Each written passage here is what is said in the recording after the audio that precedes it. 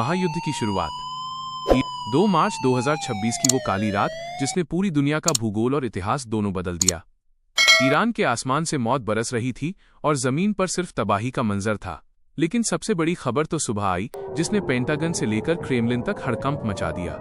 Iran के सर्वोच्च नेता अयातुल्ला अली खामनेई और उनके पूरे परिवार की एक भीषण अमेरिकी हवाई हमले में मौत हो गई है। मिडिल ईस्ट में अब वो रेड लाइन पार हो चुकी है जहां से वापस लौटना नामुमकिन है। क्या अमेरिका ने दुनिया को तीसरे विश्व युद्ध की आग में झोंक दिया है?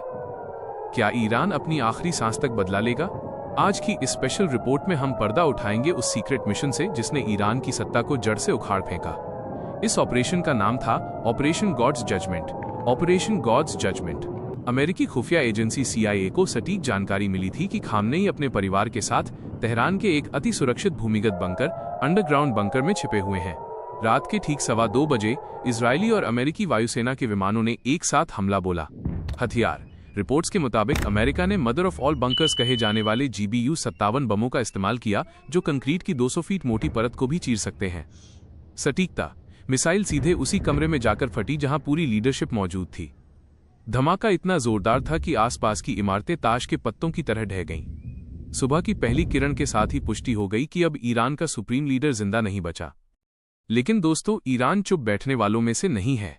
जैसे ही खामनेई की मौत की खबर फैली, ईरानी रिवोल्यूशनरी गार्ड IRGC के बचे हुए कमांडरों ने कोड रेड एक्टिवेट कर दिया।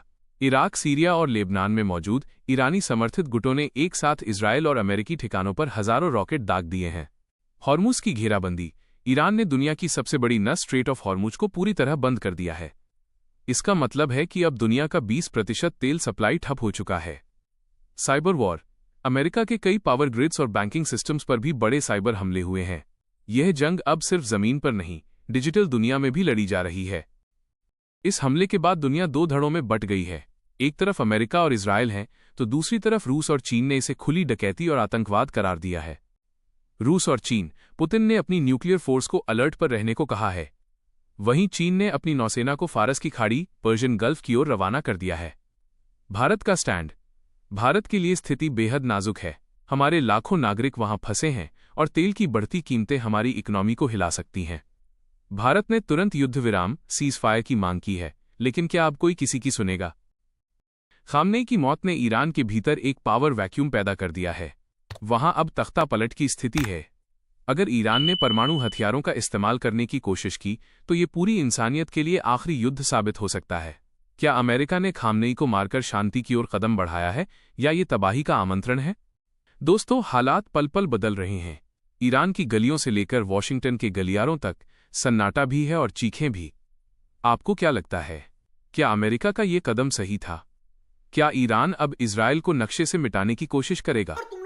अपनी राय कमेंट बॉक्स में जरूर लिखें। हम इस युद्ध की हर छोटी बड़ी अपडेट आप तक पहुंचाते रहेंगे।